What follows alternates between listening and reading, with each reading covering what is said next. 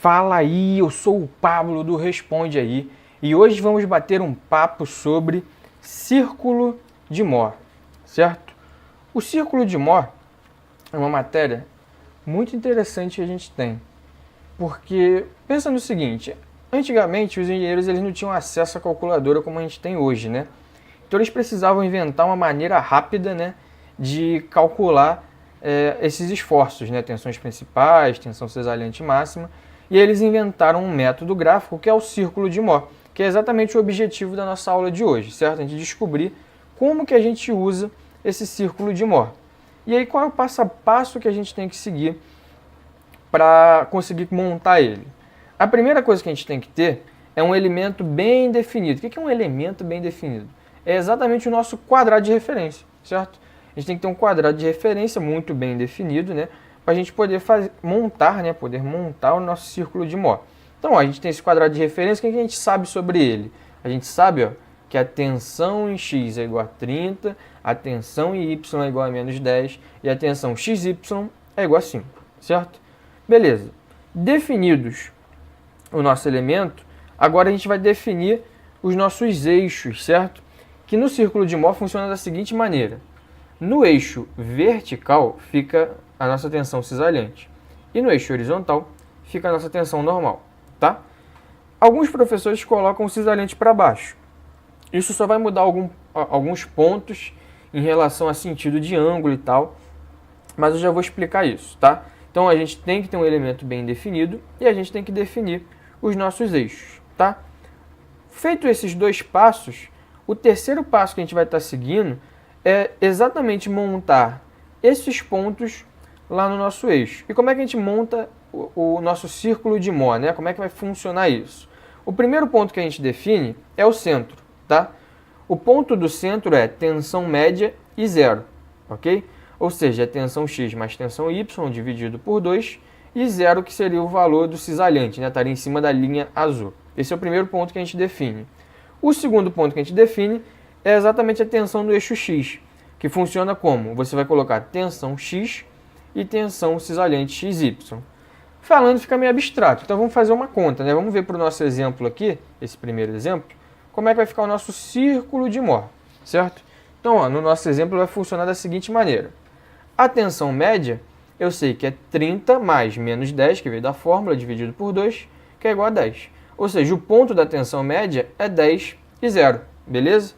A tensão no eixo x é exatamente a tensão em x e o cisalhante, que é 35, e eu vou montar lá nos meus eixos como é que isso fica. Então, a tensão cisalhante é o vertical, tensão normal é horizontal, a tensão média é o ponto mais 10, tensão x e cisalhante vão me dar a tensão no eixo x, né, que é exatamente esse ponto, e eu tenho isso daqui, ok?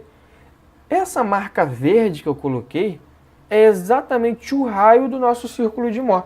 Se você pegar um compasso e fizer um círculo, você vai ter exatamente isso daqui, ó. Você tem lá a tensão média de 10, você tem aqui o valor de 35 e você tem o círculo de Mohr, que é com o que a gente vai estar trabalhando nessa aula, entendeu? Esse é o esquema para você montar o círculo. Então, se cair lá na questão, monte o círculo de Mohr e ele te der aquele quadrado de referência, você monta aqui simplesinho, né? Tensão média e tensão no eixo x, pega o compasso, fez o círculo de Mohr, beleza, garantiu o pontinho do círculo de Mohr. Mas como é que eu uso o círculo de Mohr? Como é que eu faço para trabalhar com o círculo de Mohr? Você vai pensar da seguinte maneira, certo? Primeiro, se ele me pedir a tensão no eixo y, como é que eu faço? A tensão no eixo y é só você prolongar aquele raio que você fez. Então, ó, esse aqui não era o raio que a gente estava usando como base? Que aqui deu 10, aqui era 5 e aqui era a tensão em x. Se você prolongar ele até o outro lado e levar lá na tensão x, ó, você acha a tensão y. Tensão x não, até o eixo horizontal, né? Você prolongando o raio e levando até o eixo horizontal, você acha a tensão em y, que era menos 10, e nesse caso a gente já sabia, certo? Outro trabalho que a gente tem é exatamente a rotação do nosso elemento. Como é que a gente trabalha a rotação de elemento no círculo de Mohr? Então, pensa, por exemplo, que eu rotacionei o meu elemento no sentido horário 15 graus. Lá no círculo de Mohr, ele gira no sentido anti-horário, tá? E ele gira o dobro do ângulo, tá? Então ele gira 30 graus, Entendeu? Então, ó, lá no nosso elemento, ele gerou menos 15 graus, né? Porque está no sentido horário. Então, ele gerou 15 graus no sentido horário, certo? No círculo de Mohr, ele gira 2 vezes isso, no sentido anti-horário. E vice-versa, tá? Se por acaso eu tivesse rodado aqui 15 graus no sentido anti-horário, no círculo de Mohr eu rodaria 2 vezes 15 no sentido horário, tá? Isso funciona como? Lembra que eu falei aquela questão de você fazer o cisalhante para cima ou para baixo? Se você faz o cisalhante para cima, funciona desse jeito. Se no elemento roda no sentido horário, no círculo de Mohr gira 2 vezes no sentido anti-horário.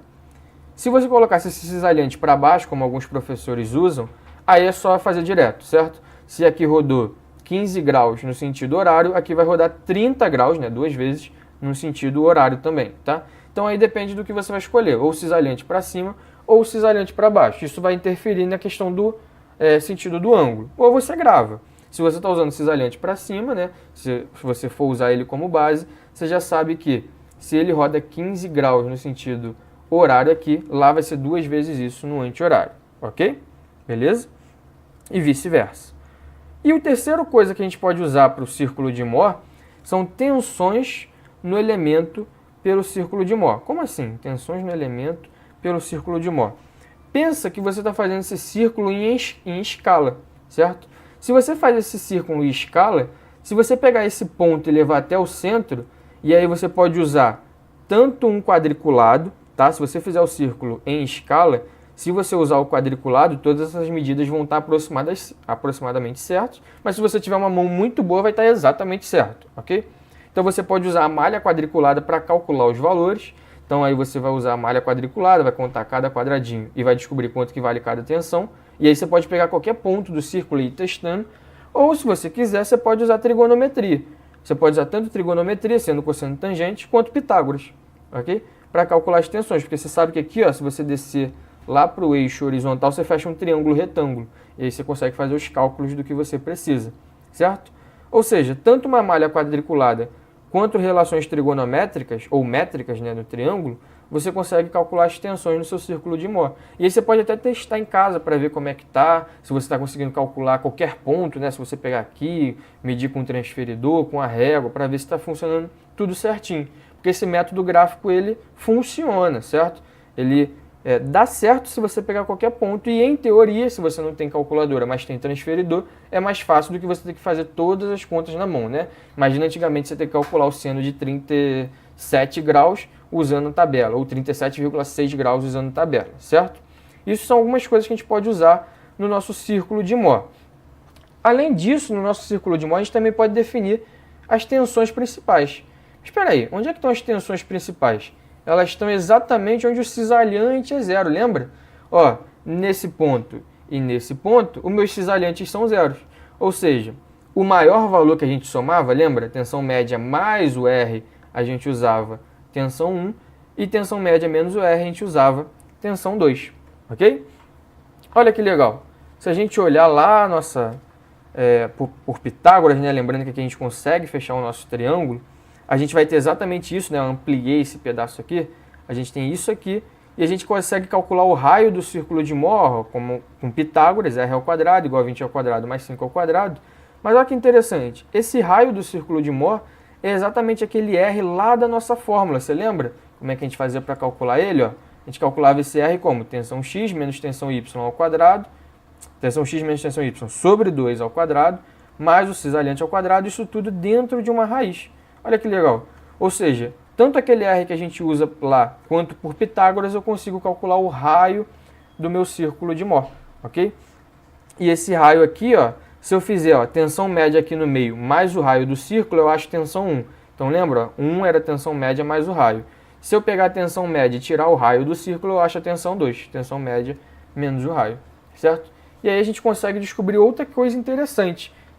Além das tensões principais 1 e 2 que a gente consegue calcular, a gente também consegue calcular o cisalhante máximo. Além do mais, o cisalhante máximo não era o próprio R. Então olha só que interessante.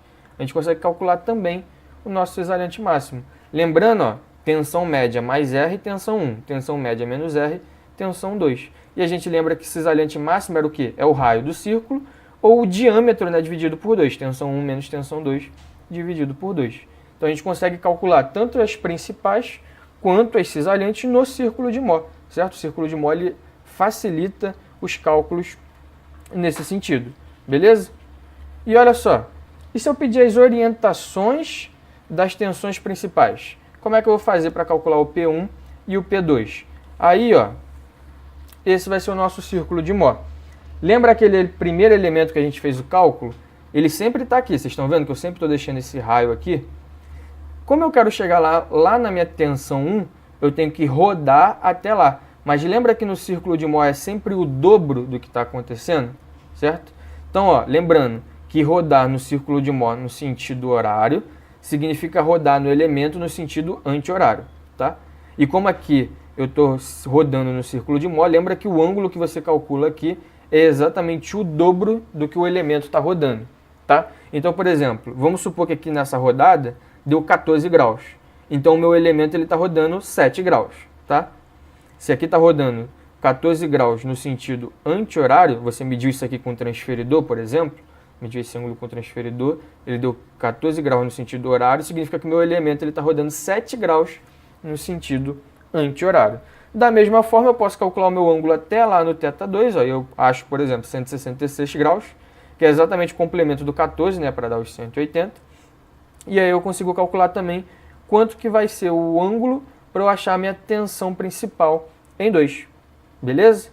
Além de calcular a tensão principal e as orientações da tensão principal, eu também consigo calcular as orientações do meu cisalhante máximo. Olha só, é exatamente dessa forma. O meu cisalhante máximo, ele ocorre lá na minha tensão média, ok? Então, olha só, eu vou ter o cisalhante máximo em cima, ou eu posso ter um cisalhante máximo embaixo. Lembrando que o cisalhante máximo é o próprio R do nosso círculo de Mohr.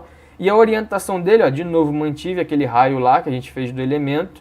Se eu rodar até o meu eixo vertical, sempre é o dobro do ângulo, tá? Então, se você calcular com o transferidor essa medida aqui, vai ser 2 vezes o ângulo do cisalhante máximo. Você também pode rodar para baixo, lembrando que tem que vir daqui até lá embaixo, e você também vai achar 2 vezes o ângulo do cisalhante máximo. Esse é um valor alternativo, né? E é exatamente isso aqui, aquela questão de somar e subtrair 45. Você pode escolher um ou outro, que ó, tanto faz, você consegue chegar na sua resposta. Beleza? Ou seja, com o meu círculo de Mohr eu consigo calcular tensão X, tensão em Y, consigo calcular cisalhante máximo, consigo calcular os normais, né, o tensão 1 e tensão 2, consigo calcular as orientações, isso tudo com métodos gráficos. Aí se eu estiver usando uma malha quadriculada ou se eu estiver usando um transferidor, eu consigo chegar nesses valores, beleza? Posso usar também seno, cosseno, tangente, Pitágoras, isso tudo contribui, né, para eu conseguir resolver a minha questão só com o círculo de Mohr, ok? Então, se o professor pedir para desenhar o círculo de Mohr, pedir alguma coisa em relação ao círculo de Mohr, vai ser essa esquematização que a gente vai estar seguindo, beleza? E aí, esse vídeo te ajudou? Responde aí.